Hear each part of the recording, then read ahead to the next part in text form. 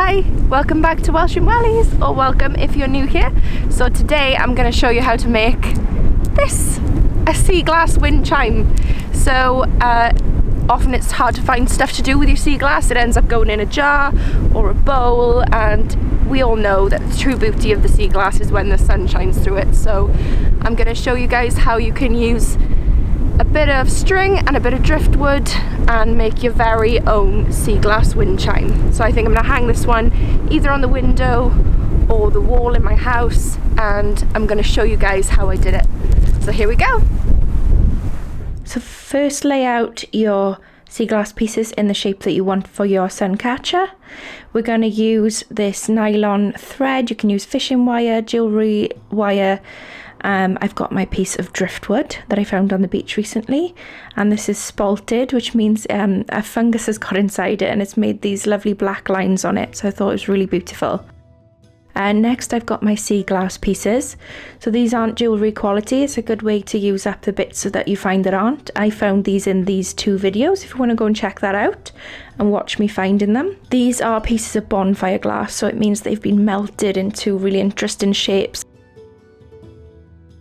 So next you get your wire and you measure the length of your sun catcher, and you measure 2 long pieces of this string for each of your sort of dangly bits of your sun catcher.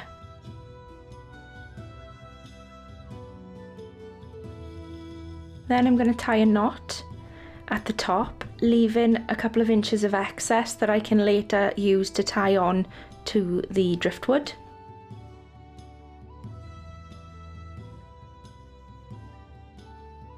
Then I'm going to get my first seaglass piece, place it underneath that knot with one string running each side of the seaglass and tie a knot underneath. So I found this quite tricky. So what I did was got a piece of sticky tape and taped it down, and that just meant that I could then do the sort of fiddly bit and tie the knot under the seaglass.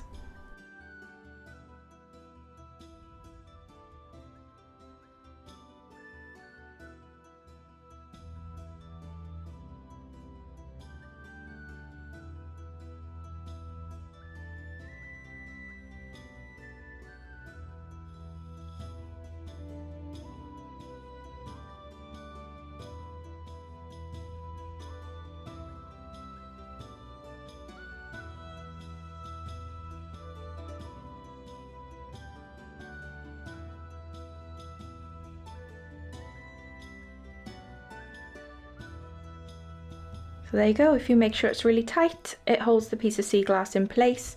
Don't worry, we're going to be using a little bit of resin to do that later on. So you get your next piece of seaglass, you leave a gap, you tie a knot for above the piece, then you take your next piece and do exactly the same thing, placing it tight up under that knot and tying another one underneath it.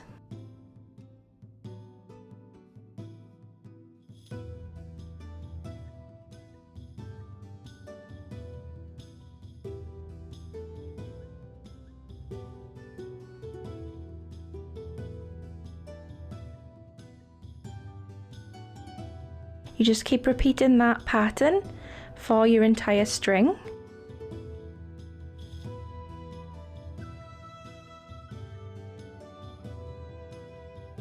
And it holds them quite securely in place, but we're going to use a bit of epoxy resin just to make sure that they don't fall out of their little loops and their knots. So it's a 2-part epoxy. It's really easy. You just squeeze a little bit out.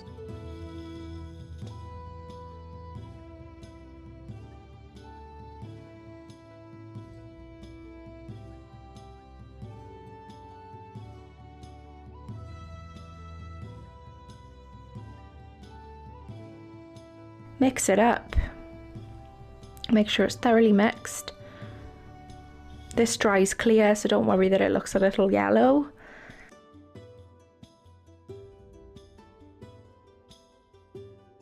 And then we're going to just place a small amount directly along the string, binding it to this piece of seaglass.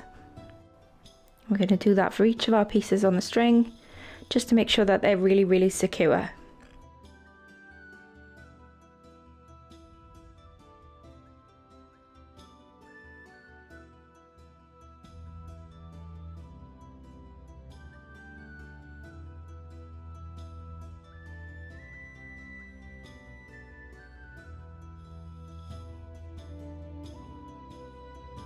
I'm going to let them dry, and then after that we are going to turn them over and do the other side and the other string on the other side of the sea glass.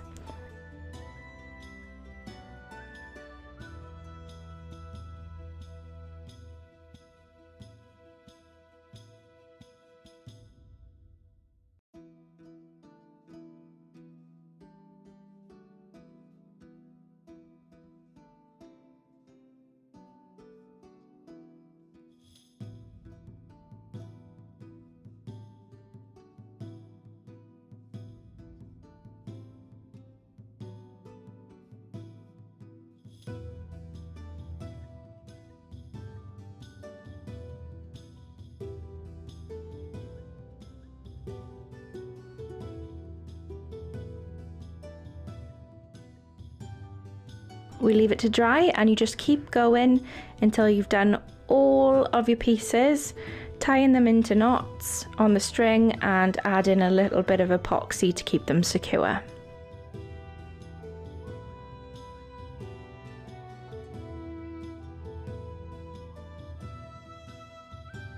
So there we have it. All my pieces are done on the string, and I'm just going to trim the excess string off on the very bottom of the wind chime. Don't cut off the top piece that we left for the driftwood yet. We want to keep that, because now we're going to just leave a little inch or so, tie a knot for directly underneath the driftwood, like so. And then we're going to tie our string onto the driftwood.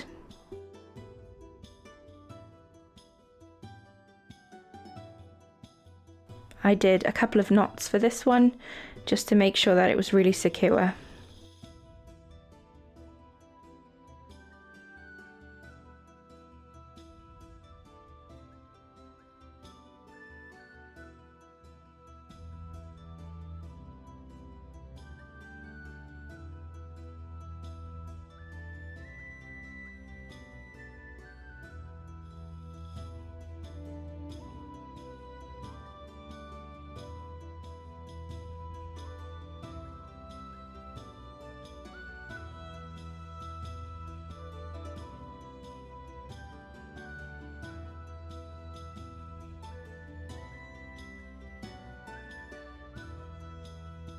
So there we have it, 2 pieces tied on, just the last one now, and I made sure that I pulled this one along a little bit because I wasn't liking where it was placed.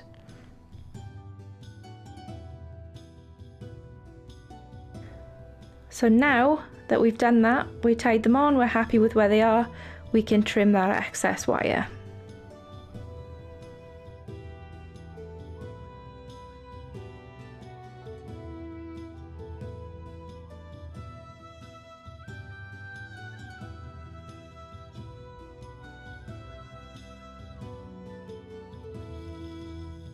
So now we're going to just pop a little bit of epoxy over that knot to make sure that it doesn't unravel in the future, and the string on the driftwood to make sure that it doesn't move and doesn't unravel.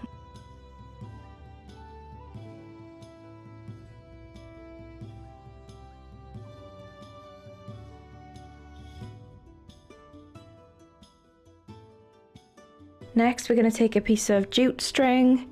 You can use anything you like. You could use a chain if you wanted to. I'm just going to use this, and we're going to tie it around the piece of driftwood so that we've got something to hang this up with.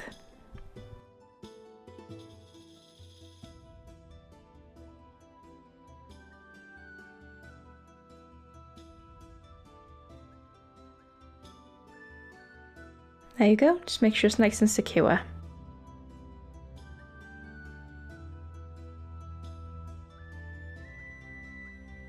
The final step is completely optional, but I've taken a bit of baby oil and I'm going to be brushing my pieces with it because I like them to glow. It sort of removes that frostiness to the sea glass, and it also disguises that epoxy resin a little bit as well. So this makes the light hit these pieces so beautifully, and I think it's a really worthwhile step.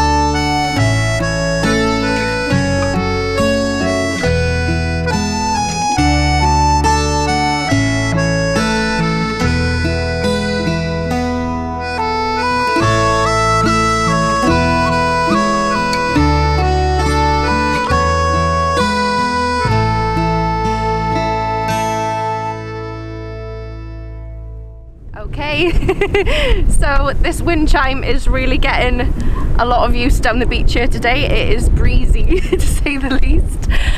Let me know down in the comments, you guys gonna give this a try? Are you gonna make one of these?